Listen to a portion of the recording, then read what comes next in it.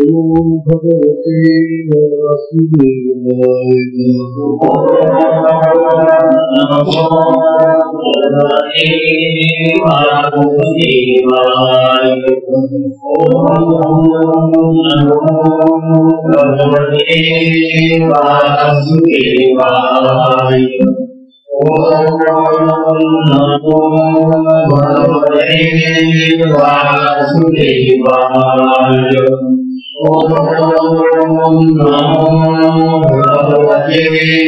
वासुदेवाय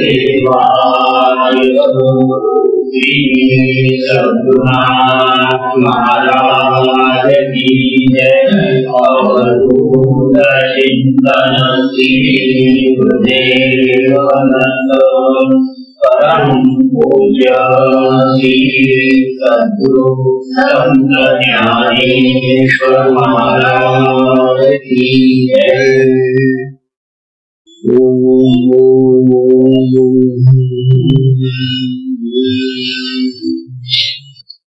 परम पूजनीय श्री सद्गुरु संत ज्ञानेश्वर साधकांचे मायबाप बाळी आणि भगवान विष्णूंचे अवतार असलेले ज्ञानोबा यांचा श्री चांगले 65 हा ग्रंथ आपण पाहत आहे।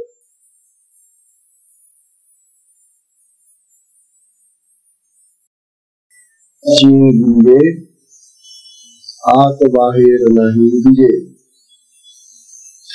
सुखाची म्हणजे आत बाहेर नाही दिजे।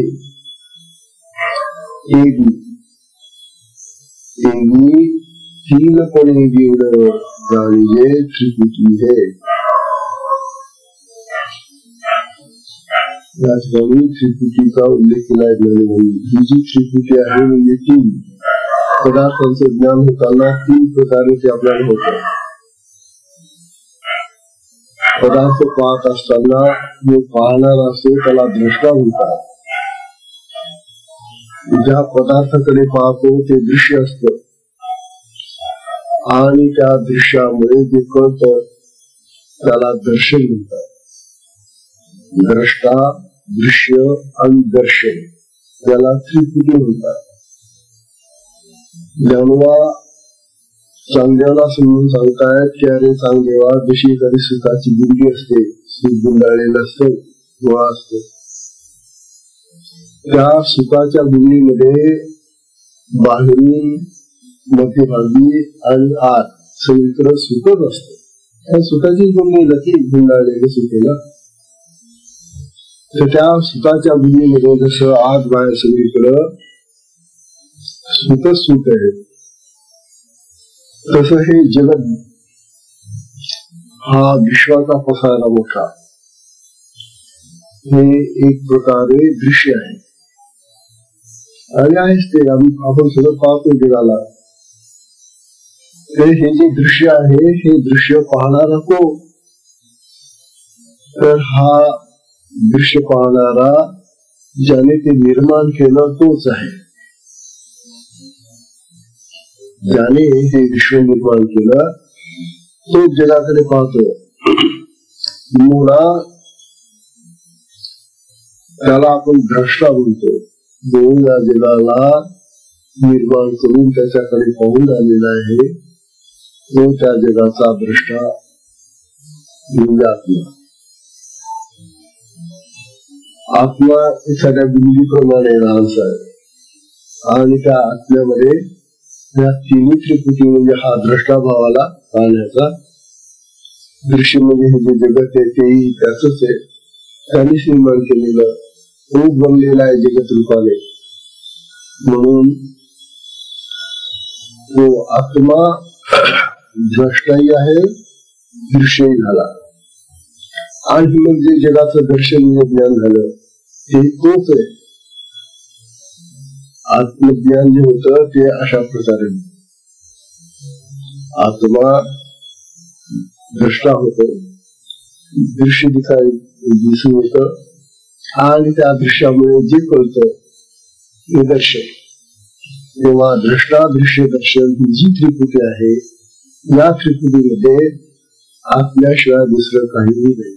जसं त्या सुताच्या गुंडीमध्ये आत बाहेर सगळीकडे सुतच सुत असतं, जसं ते सांगितलं.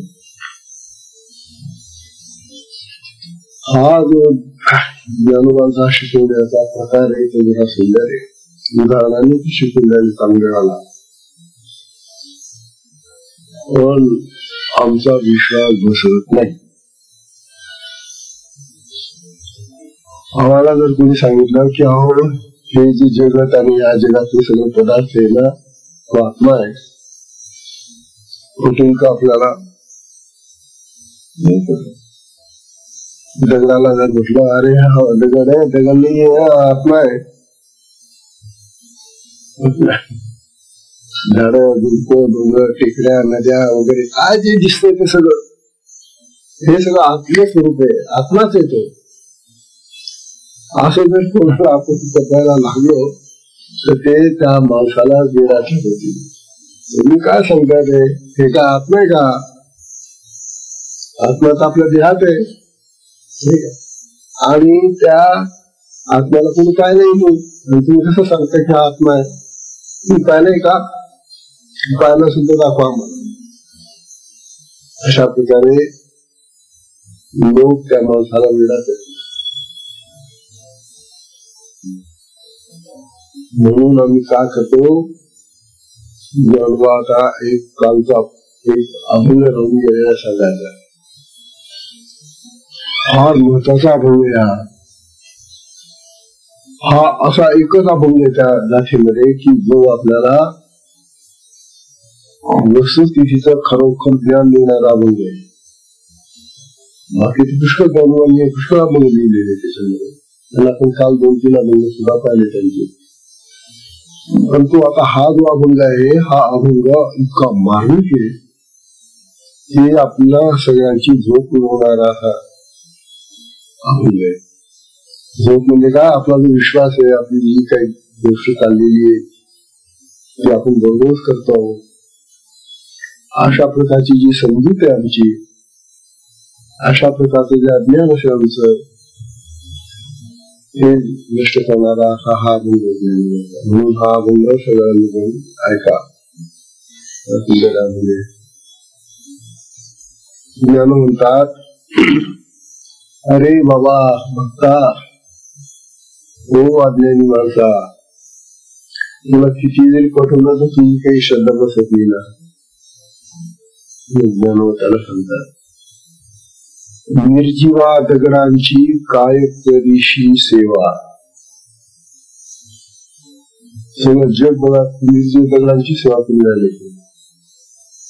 आज जे लक्ष्मीपूजन होणार आहे ते त्या निर्जीव वस्तूंची सेवा आहे ती. आम्ही लक्ष्मीचं पूजन करतो. लक्ष्मी काय? कोण आहे लक्ष्मी? ती तर विष्णू पत्नी आहे, शक्ती आहे ती. मग त्या दागिन्यांची पूजा, त्या पैशांची पूजा म्हणजे देवीची पूजा कसा करते? निर्जीव दगडाची पूजा आहे नव्हती, आहे की नाही? ते सांगू राहिले, निर्जीव दगडांची काय करशी सेवा, तो तुझं निर्दैवा देईल काय. अरे तो दगड आहे, कसा आहे तो? निर्दैव आहे तो. त्याला काही दैव आहे का? देवत्व आहे का त्याच्यामध्ये? तो तुला काय देईल? त्याच्यामध्येच काही नाही, तो दगड तुला देईल काय? निर्जीव आहे ना तो. जो निर्जीव आहे आणि दैवी आहे म्हणजे दैवच नाही त्याला काही, असा दगड तुला काय दिल रे? तू त्याची काय पूजा करून राहणार?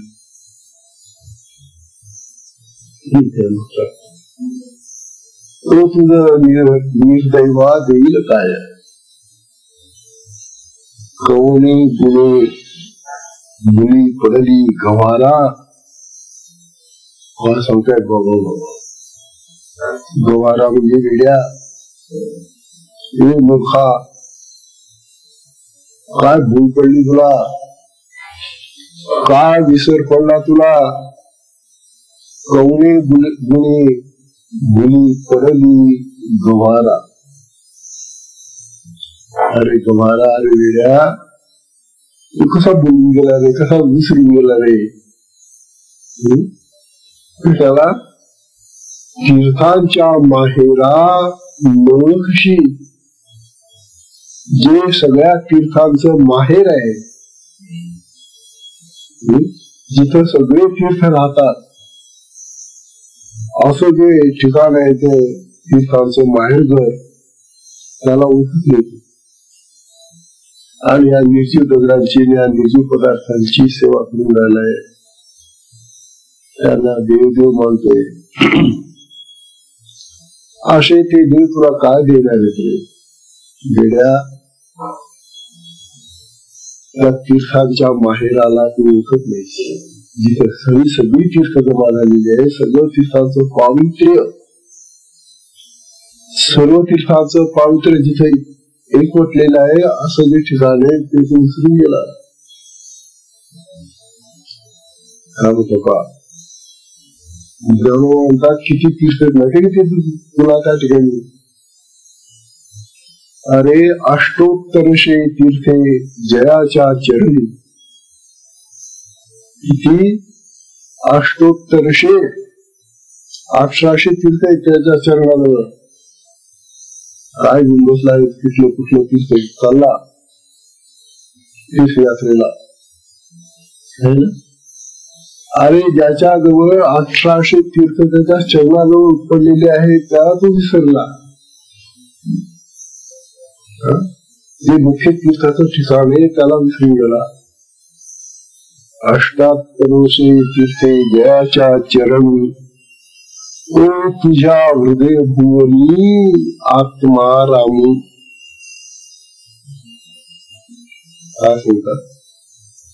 ज्याच्या चरणाजवळ 1800 तीर्थ जमा झालेले आहे, तो विचाराशी, तो तुझ्या हृदयामध्ये बसलेला आहे आत्माराम, आणि त्याला विसरला. चालला दगडांची सेवा करत, चालला या जड पदार्थांची सेवा करत, चालला तीर्थांना, चालला या ठिकाणी, चालला त्या ठिकाणी. हो आम्ही पुण्य करत. ज्ञानेश्वर म्हणतात, अरे ज्याच्या चरणाजवळ हजारो तीर्थ पडलेले आहेत, तो आत्माराम तुमच्या हृदयामध्ये बसलेला आहे, त्याला विसरून चालला तुम्ही. त्याचं काहीच म्हणून नाही, त्याचं नाव नाही, त्याचं काहीच नाही. पण आज घरोघरी ज्या पूजा चाललेल्या असतील, लक्ष्मीची पूजा,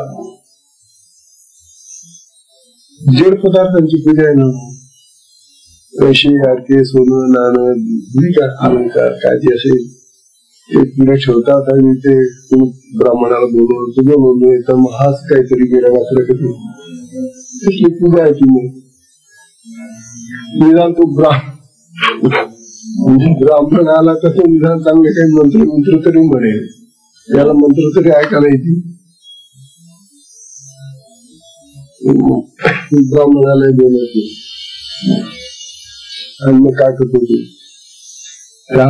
घेऊन त्याला पूजा अंगली असेल माळ त्यांना कळवतो पूजा. काय मिळणार आहे तुला या शक्ती? हा असं नाही झालं ना की दुसऱ्या दिवशी तेवढेच दुप्पट झाले बा पैसे, मग खरी पूजा झाली. आम्ही ज्याची पूजा केली ना त्यावेळेला आमच्याजवळ 1000 रुपये होते, समजा 2000 काही 1000, आणि आता त्यांची आज पूजा केली सकाळी लोक अरे बापरे दुप्पट झाले ते पैसे. हा देवी प्रसन्न झाली, मग लक्ष्मी प्रसन्न झाली असं म्हणता येईल. पण काहीच नाही आहे तेवढंच आहे, तसंच राहतं. किंवा उद्या किती जाऊन खर्च होऊन जातो दिवाळीचा, बिलं द्यावे लागतात ना, आणखी खर्च होऊन गेला. आणि घट होते पण वाढ होत नाही का? घट होते पण वाढ होते. मग फक्त पूजा झाली का तुझी? ज्या अंतकरणामध्ये तुझा तो आत्मराज बसलेला आहे त्याला आठवणारे तो देतो ना सगळं, त्याच्यामुळे तुझा देह चाललेला आहे, त्याच्यामुळे तुझी बुद्धी चालते, तुझं मन चालतं, सगळं शरीर चालतं. त्याला विसरून मार्मिकामुळे बाण हात म्हणतात अष्टोत्तरसे तीर्थे तयाच्या चरणी तो तुझ्या हृदय भूमी आत्माराम.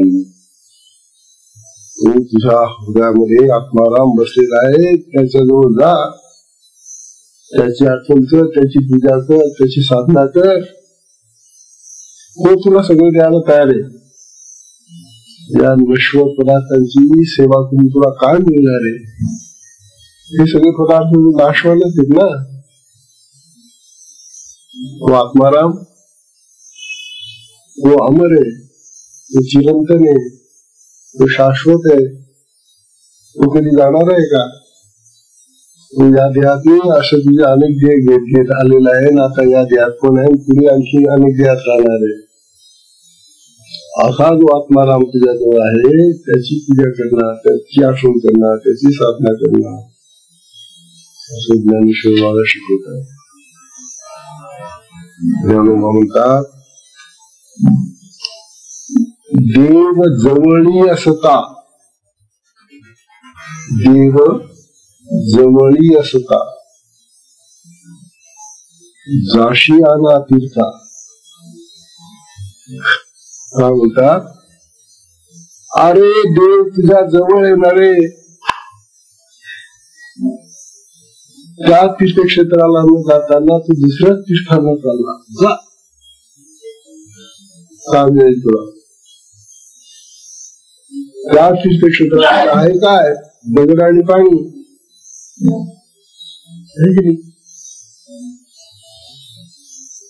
काय मिळेल तुला?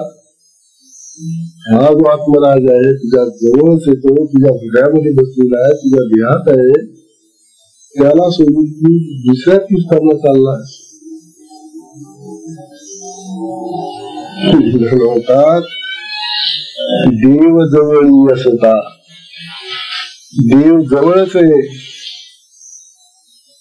देव जवळी असता जाशी आना तीर्था मुकुलाची आता म्हणे ज्ञानदेव. ज्ञानेश्वर म्हणतात हा मुकुला, मुकुला म्हणजे काय? त्याने कमावलं सगळं. जे खरं होतं ते सोडून दिलं आणि जे खरं नाही त्याच्या मागे लागलेलं डाव सुटलेला आहे. किती गरज आपण घ्या. आज आपण सगळे जगातले लोक ज्ञानोबाचे म्हणण्याकडे ऐकतो का? आणि किती उलट वागून आलो. हा सगळा प्रांत सगळा उजाडून चालला आमचा. आज का बरं असं झालं? कारण खऱ्या देवाला पूजून राहिले का? अरे खऱ्या देवाला ओळखा असं ज्ञानोबा म्हणून राहिले. मुकुलाशी बघा ना, मुकुलाशी आता म्हणे ज्ञानदेव. ज्ञानेश्वर महाराज म्हणतात प्यारे अरे माणसा, या मनुष्य देहात येऊन तू हुकला, मुकला, चुकला. जर तुला खरोखरच सुधारायचं असेल तर तुला आत्मदेवाकडे जायला. तो तुला अतिशय जवळ आहे ना. तुला काही त्याला खर्च नाही हो. त्याला भाडं लागतं का?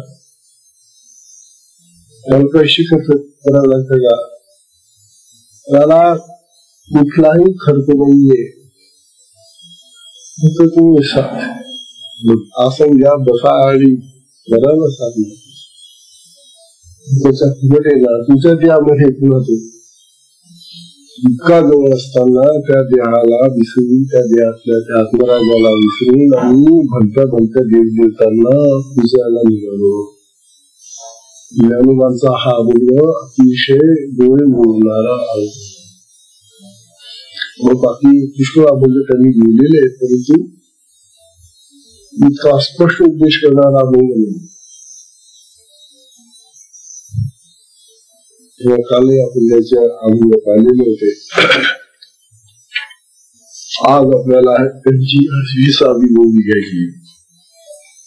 चांगली पासष्टीतली आजची ओवी.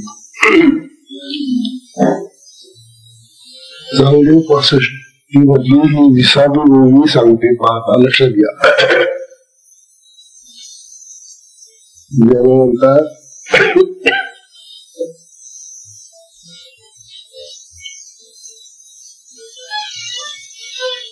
ऐका, मुसधे मुख जैसे, मुस्त मुख, मुसधे मुख जैसे, देखीज तसे दर्पण मिसे, देखीज तसे दर्पण मिशे, वायाची देखणे ऐसे गमो लागे. ही सुताची ओवी आणि तिच्यावरचा दृष्टांत पाहायला आपण.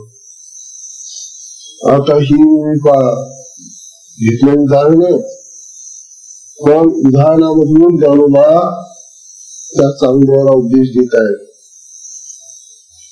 म्हणतात मुसधेच मुख जैसे, नुसते मुख ज्याप्रमाणे पाहावं, देखी जे दर्पण विषय म्हणजे दर्पणाच्या युगाने, दर्पण म्हणजे आरसा, आरशाला घेऊन आपण ज्याप्रमाणे नसलेल्या मुखाला पाहतो. असं कसं काय नसलेलं मुख पाहतील का मला? अरे कोणा तुम्ही दररोज पाहता ना बाबांनो, तुम्ही जे त्या आरशामध्ये मुख पाहतात ते आहे का तुमच्या जवळ? आहे?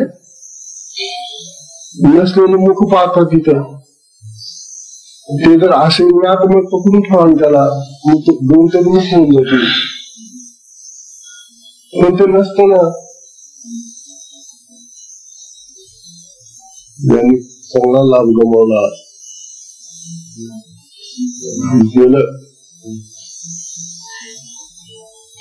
धर्माचा अतिशय महत्वाचा अभंग झाला. काय करावं? याला दैव म्हणतात.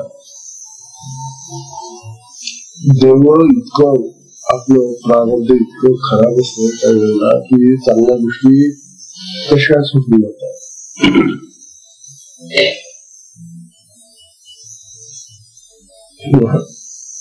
असो त्याची त्याचा दैवामध्ये जेवढा असं तेवढं त्याला म्हणतात. हे तर खरे.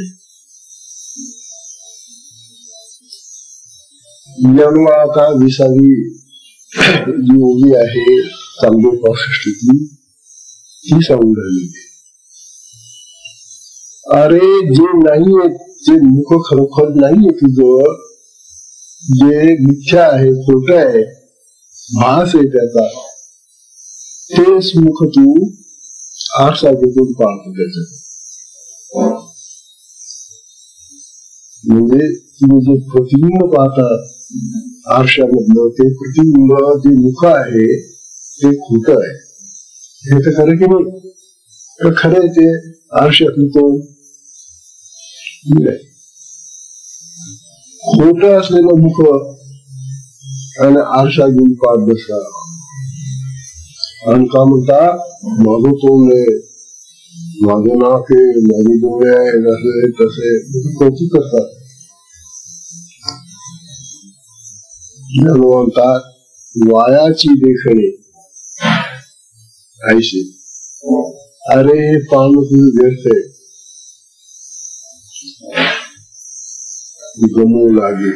वाटू लागतं की हे तुझं पाहणं व्यर्थ आहे. किती वेळ घालवला तू तरी ते आरशातलं जे मुख आहे ना ते काही खरं होणार नाही. एक छोटीशी कथा असते.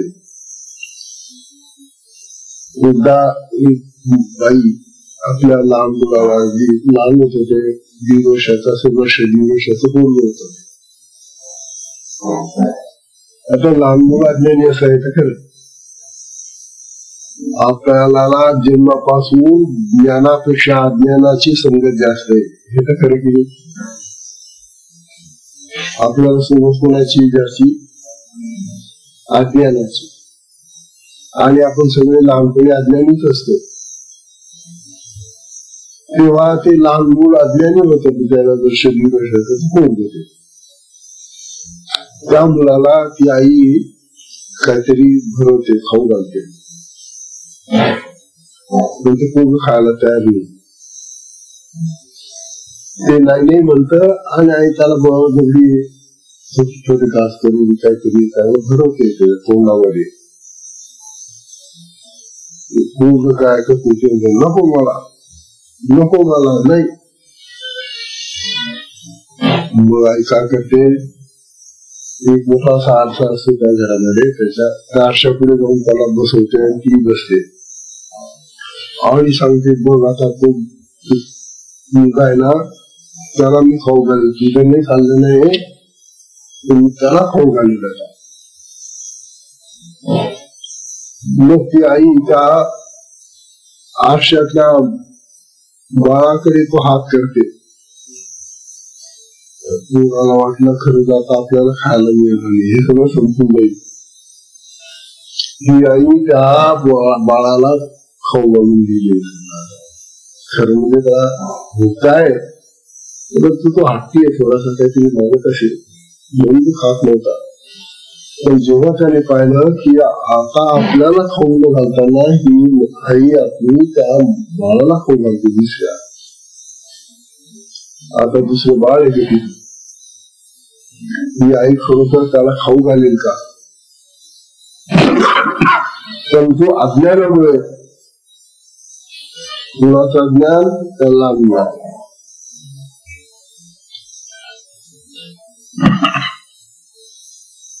त्या अज्ञानामुळे त्या बाळाला असं वाटलं की खरोखरच आता ते दुसरं बाळ खाऊन द्यायला लागलं आणि मग आपलं काही कोण नाही. म्हणून मग ते आईला सांगतो, नको नको त्याला नको, मला दे.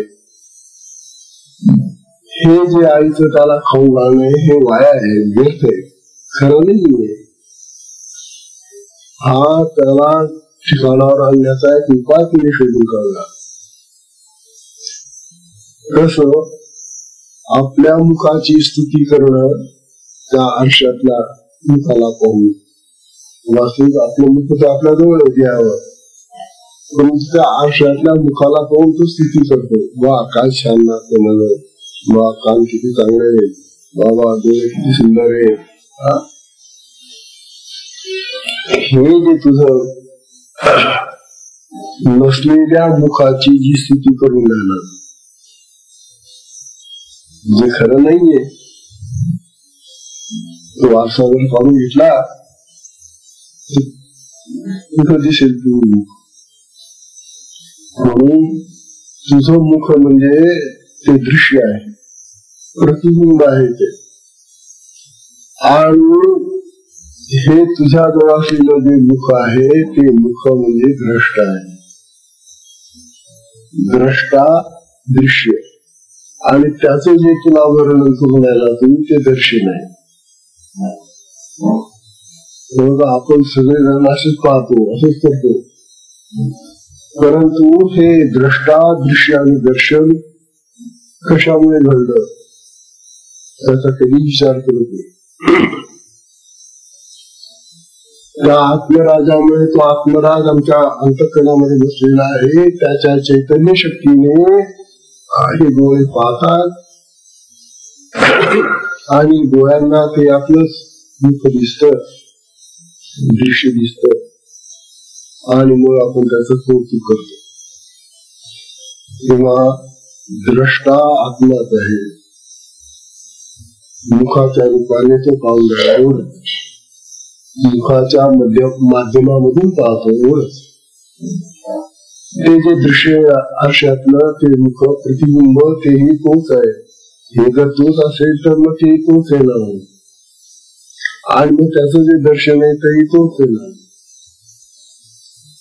तात्पर्य द्रष्टा दृश्य आणि दर्शन ही जी त्रिपुटी आहे आत्म्याची, ती सदैव आपल्या जवळ असते. आणि जेव्हा तो आत्मा काढून, जेव्हा तो आरसा काढून घेतला जातो आरसा बाजूला गेला रे गेला की मग त्या आरशाचं दृश्य जात. आरशात दृश्य गेलं की द्रष्टा बंद. द्रष्टा तोपर्यंत आहे जोपर्यंत दृश्य आहे तोपर्यंत.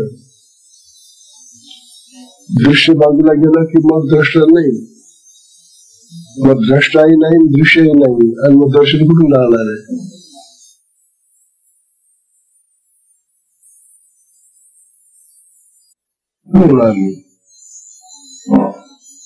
म्हणून चमत्कारांच्या नादी लागू नकोस. आपणही लागू नका. आता आपणही साधकच आहोत. असे कोणी चमत्कार करणारे काही दाखवत असतील तर त्यांना दुरूनच नमस्कार करून बाहेर टाकला.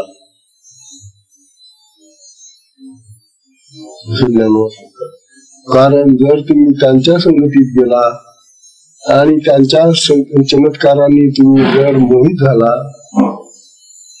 तर तुमचाही आत्म्याकडे जाण्याचा मार्ग बंद. म्हणून सत्संगती पाहिजे, दुःसंगती नको. असे ज्ञानोबा या निमित्ताने चांगदेवाला खूप समजायले. आणखी एक गोष्ट अशी आहे,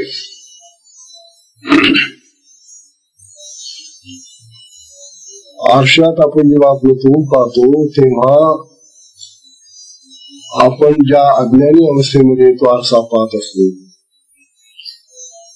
त्यावेळेला पाहणारा कोण असा जर त्या माणसाला प्रश्न विचारला तर तो म्हणतो मी. हे तर खरं की नाही. आम्हा प्रत्येकाची ही सवय आहे. कोण पाहून राहिला? आता हा मी कोण आहे? तुझा आत्मा आहे. तू असं नाही म्हणत मी म्हणजे आत्मा पाहून राहिलो असं कुठं म्हणतो तू काय म्हणतो? मी पाहतोय म्हणजे हा देह पाहतोय. तू देहालाच आत्मा समजतो. म्हणजे त्या ठिकाणी तुझा जीवभावाला आत्मभाव नाहीये. मी म्हणून जेव्हा जेव्हा तू सगळी कर्म करतो त्या वेळेला तू जीव भावात असतो, देह भावात असतो. तू मी देह करून राहिलो. आत्म्याचा तिथं काही विचार करत नाही. ही सगळी जगातली कामं मी करतो असं मी कोण? तू देह. त्यावेळेला आत्म्याचा विचार येतो.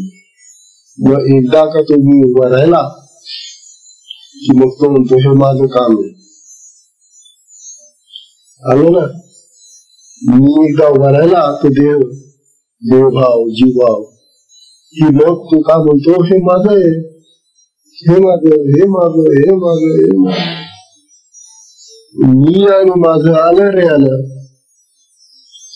की मग मला आहे की नाही. क्रमाने चालल्या की गोष्टी वाढत चाललेल्या आहेत. एक तर खोटा मी उभा राहिला. त्या खोट्या मीला अनेक गोष्टी हव्या आहेत. हे माझं आलं आणि माझं करता करता मलाच हवं, तुम्हाला नको. तुमचे मला द्या आणखी लागलं.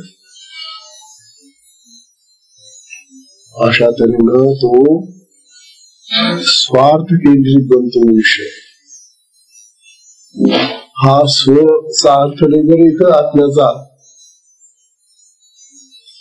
हा देहभाव आहे, जीवभाव आहे आणि त्याच्यामुळे माणसं स्वार्थी बनतात. आज जगामध्ये स्वार्थ बोकाळलेला वेळ. आज जगामध्ये इतका स्वार्थ बोकाळलेला आहे की सगळे ते स्वार्थी लोक आपापला स्वार्थ साधण्यासाठी दुसऱ्यांना नामशेष करून टाकण्यापर्यंत जातात. दुसऱ्यांची पर्वा नाही, आपलं साधलं पाहिजे. हा जो भयानक असा प्रकार जगामध्ये चाललेला आहे त्याचं कारण ज्ञान म्हणतात की आधी तू मी माझं आणि मला यामधून आत्म्याला हाकलून दिलं. हे तर खरं की नाही. तू यामधून आत्म्याला काढून टाकलं, ही तुझी महान चूक आहे, मोठा दोष आहे हा. आणि सगळं जगत अशा दोषांनी आज भरून चाललेलं आहे. सगळे माणसं असा दोष पत्करून वागू लागली. म्हणजे मित्रांनाही नाही, तुलाही नाही तो आत्मला हा महत्वाचा असा हा ज्ञानोबाचा उद्देश आहे. वास्तविक का म्हणायला पाहिजे होतं की मी जो आहे ना आत्मा, मी आत्मा आहे. आणि एकदा का मी आत्मा म्हटला की मग ह्या आत्म्याचं सगळीकडे राज्य होतं. जिकडं पाहाल तिथं आत्मा आहे. हे जगत आत्मा आहे, जगातल्या वस्तू आत्मा आहे, सगळंच आत्मस्वरूप आहे. आणि सगळं जर आत्मस्वरूप असेल तर संघर्ष नाही, युद्ध नाही, भांडण नाही, तंटे नाही, काही नाही. सगळं तेच आहे ना. कोणाशी भांडायचं? आत्म्याशी.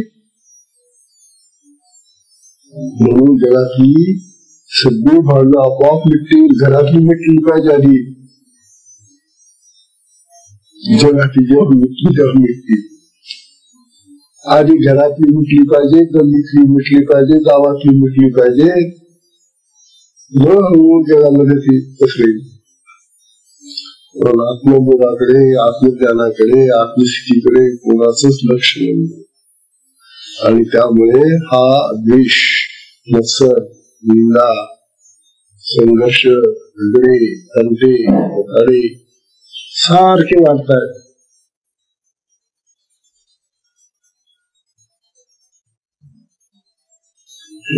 असा म्हणाले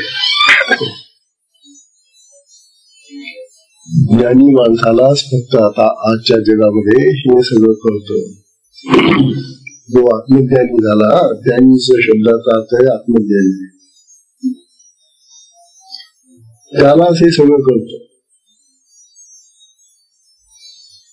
त्यामुळे एका ज्ञानेश्वरीच्या 18व्या अध्यायात सांगतात.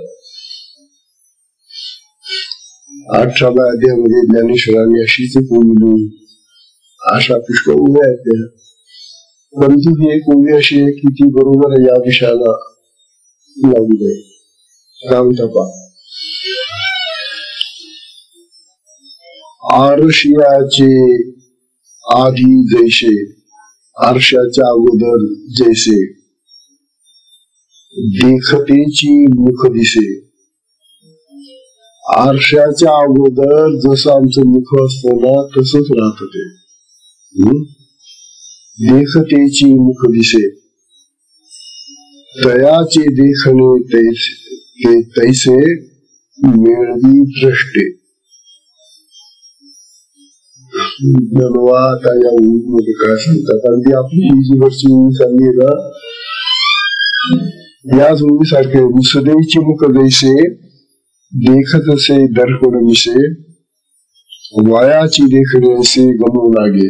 ही जी आपली आज ओळी आहे ज्ञानोबाची, याच ओळीसारखी बरोबर ज्ञानेश्वरीमध्ये ही ओळी आलेली. काय म्हणतात ज्ञानोबा? आरशियाचे आधी जैसे, देखतची मुख दिसे, तयाचे देखणे तैसे मेळवी दृष्टे. अर्थ समजून घ्या. ज्ञानोबा असं सांगून आले या ओळीमध्ये की आरसा पुढे येण्याच्या अगोदर, आपल्या पुढे आरसा नव्हता, आरसा घेण्याच्या अगोदर जे आपलं तोंड आहे, जे मुख आहे, जे आपलं तोंड पाहणार आहे ते बिंब, त्याला बिंब म्हणतो आपण.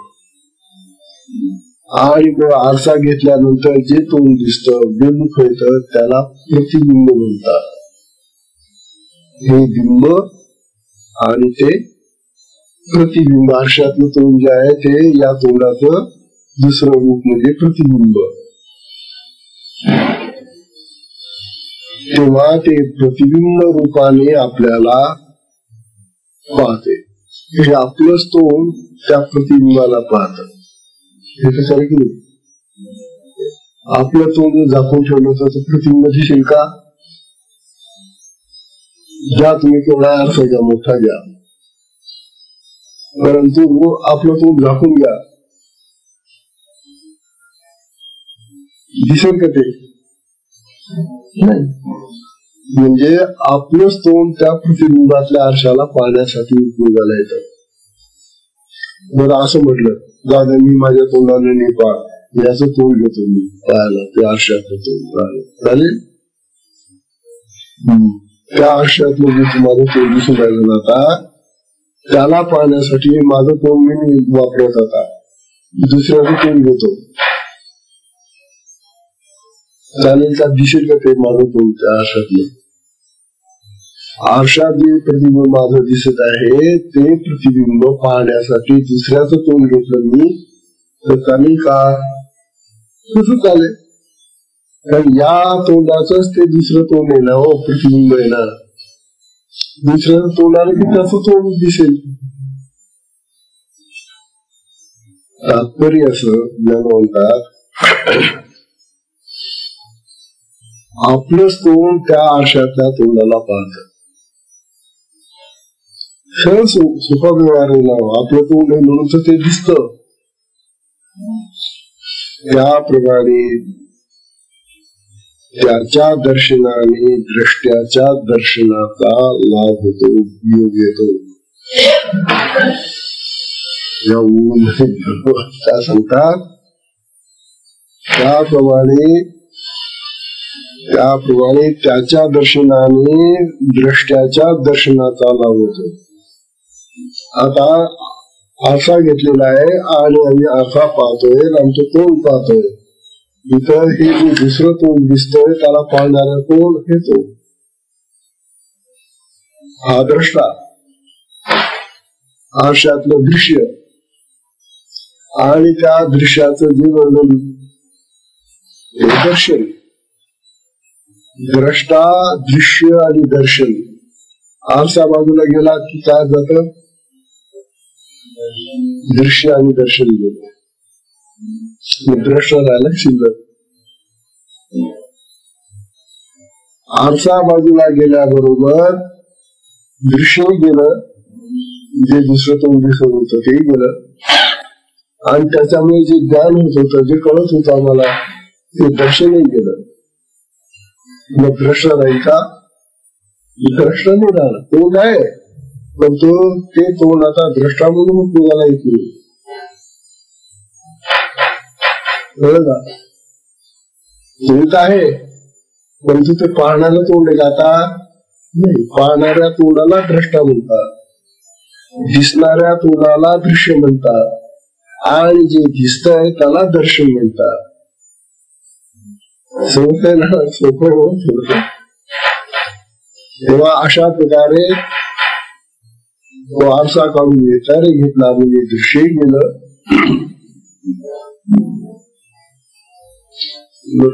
दृश्य गेलं आणि दर्शन गेलं.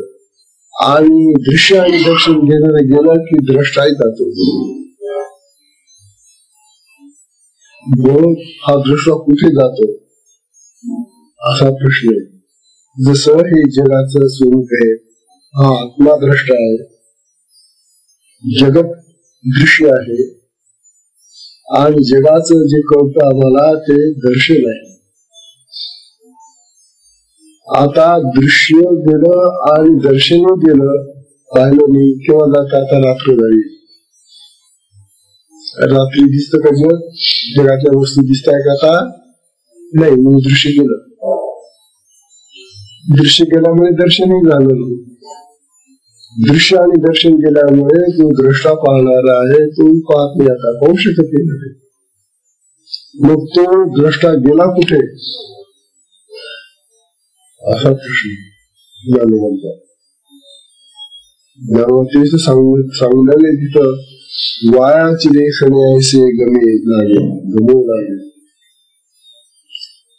हे सगळं गेलं, द्रष्टा दृश्य आणि दर्शनी गेलं. मग तो जो द्रष्टा होता तो गेला कुठे आता, तो आपल्या स्वरूपामध्ये परत जातो. तो आपला जिथं आहे ना तिथं राहतो, तो आपल्या स्वरूपामध्ये अवस्थित होतो, म्हणजे आपल्या ठिकाणीच राहतो. ही स्थिती आपली साधनेमध्ये असते. साधनेमध्ये आपला आत्मा कुठे असतो, तो त्याच्याच ठिकाणी राहतो. एरवी साधनेतून आम्ही उठलो की मग तो आत्मा जगाचं दर्शन घ्यायला लागतो. आणि जगाचं दर्शन आणि जगाचं दृश्य पाहत पाहत आणि आत्म्याला विसरून जातो. मी तिथं बसलेला होता, त्याचं ठिकाण विसरून जातो. त्याचं ठिकाण विसरलं, त्याची जागा विसरली, त्याचं दर्शन विसरलं, त्याचा दृश्य भाव गेला. अरे अरे अरे, आत्म्याला संपूर्ण विसरून जातो. आणि असं जे आत्म्याला संपूर्ण विसरून जगणं आहे ते शिवला नरकात घेऊन जातो. अन्य अशा दुसऱ्या कुठल्या तरी योनीमध्ये घेऊन जाईल दुःखाच्या. त्या दुःख भोग योनीमध्ये आम्हाला जावं लागेल. जर आम्ही आत्म्याचा हा साक्षात्कार, आत्म्याचं हे दर्शन, आत्म्याची स्थिती हे आम्ही प्राप्त केली नाही, तर आम्हाला हा देह सुटल्याबरोबर जो पुढचा देह मिळणार असेल तो मोक्ष देह मिळणार नाही. मग कुठल्या तरी दुःख भोगीमध्ये कुठल्या तरी दुःख भोगणाऱ्या अशा प्राण्याच्या देहामध्ये जावं लागेल. म्हणून देह आहे तोपर्यंत आत्मदर्शन व्हा, करून जावं. हे गडवा त्या चांगदेवाला सांगतायत. आता चांगदेव नाही, आता आपणच आहोत चांगदेव. सगळे चांगले देव आहोत आपण. चांगदेव म्हणजे चांगले देव बरं. तेव्हा आपण चांगले देव आहोत, चांगले शिष्य आहोत, आपण साधक आहोत ना. म्हणून साधकांना सांगतायत ना, अहो तुम्ही चांगले देव आहात, आता तुम्ही तरी जाल. हा मोक्षाचा मार्ग आहे, हा ज्ञानाचा मार्ग आहे, हा सोडू नका हो, असं आपल्याला सगळ्यांना सांगितलं. आणि यामध्ये आनंद आहे. आत्मा ज्या वेळेला त्याच्या स्वरूपामध्ये अवस्थित होतो त्या वेळेला आत्म्याचा आनंद हा जो दुसरा भाव आहे, सच्चित आणि आनंद असं स्वरूप आहे त्याचं. सत म्हणजे तो अखंड तिथं राहतो, ते सत स्वरूप आहे.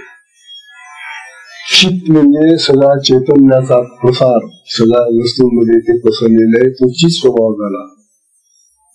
पण आनंदाचा जो अंकिताचा जो भाव आहे त्या चैतन्याचा, तो फक्त आत्मा अवस्थित झाल्यानंतरच आपल्याला कळतो. आत्म्याचा आनंद पाहिजे असेल तर आत्मा त्याच्याच ठिकाणी जाऊन बसला पाहिजे, असं ज्ञानाला सांगायला. म्हणून आनंदाचा अनुभव आम्हाला साधनेमध्येच येतो. कारण साधनेमध्ये दृष्टाही नाही, दृश्य नाही, दर्शन नाही. मग आत्मा कुठे राहतो? आपल्या स्थितीमध्ये राहतो. आणि त्याची जी स्थिती, त्याची जी अवस्था, त्याचं जे ठिकाण, त्या ठिकाणी जेव्हा तो राहतो त्यावेळेला आनंद होतो. तेव्हा आत्मानंद पाहिजे असेल तर गाढ साधना व्हायला. आणि आपली साधना तर आनंदाची साधना आहे. आपल्या सगळ्या क्रिया ज्या होतात त्या आनंदाच्या क्रिया आहेत. तेव्हा अशा प्रकारे गंगा आपल्याला सगळ्यांना सांगतात की अहो चांगदेवांनो, तो चांगले विचार सुधारला, पण आता पुष्कळ चांगदेवाच्या कृती निर्माण झाल्या आहे की. तो एकच होता बिचारा आणि तो दुरुस्त होऊन गेला. ज्ञानवाई गेले बिचारे त्याला सांगून. पण आता त्यांनी घेऊन ठेवलेलं जे आहे ते पत्र, ते आता आपण वाचून आपले सगळे चांगले दुरुस्त व्हायला पाहिजे ना.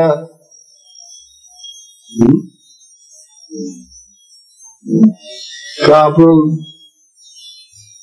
असे चांगल्या चांगल्या होऊन जाऊ, चांगल्या चांगल्या पूजा बन जा, मग त्याला चांगल्या बोलत होते. मग आपल्याला असं म्हणते ना, जर आपण ते हा मार्ग घडला ज्ञानोबांचा, तर आपल्यामध्ये चांगलपणा राहील कसा? चांगलेपणा राहणार नाही आपल्यामध्ये. ज्ञानोबांनी हा सुंदर दृष्टांत आहे, ज्ञानेश्वरीतच आलेले आहे. सत्संगाची वेळ संपली हो.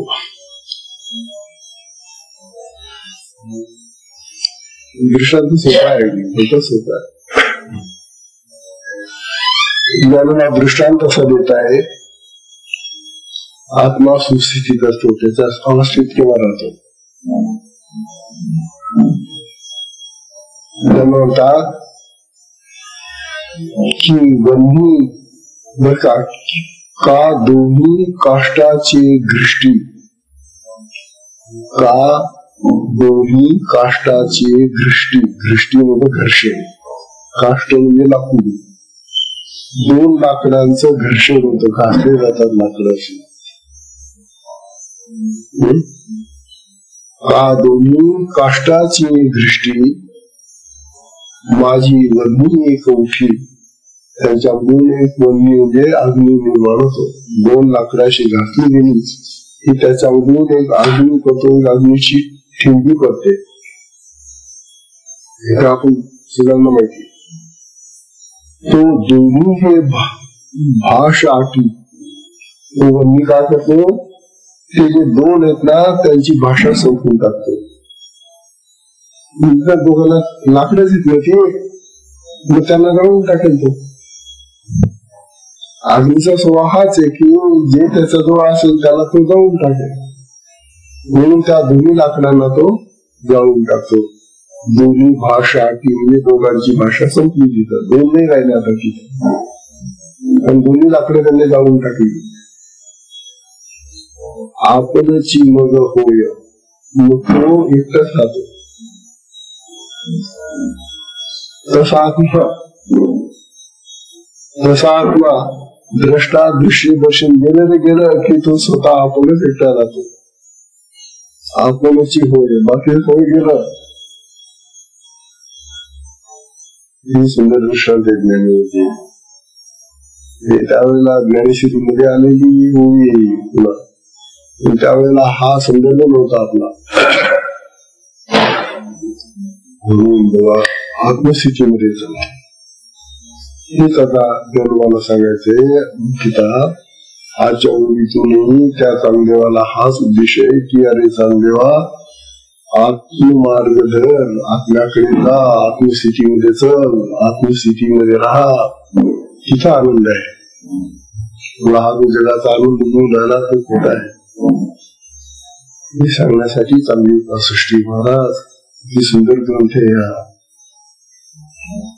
सत्संगाची वेळ संपलेली, सत्संगाला विश्राम दिला.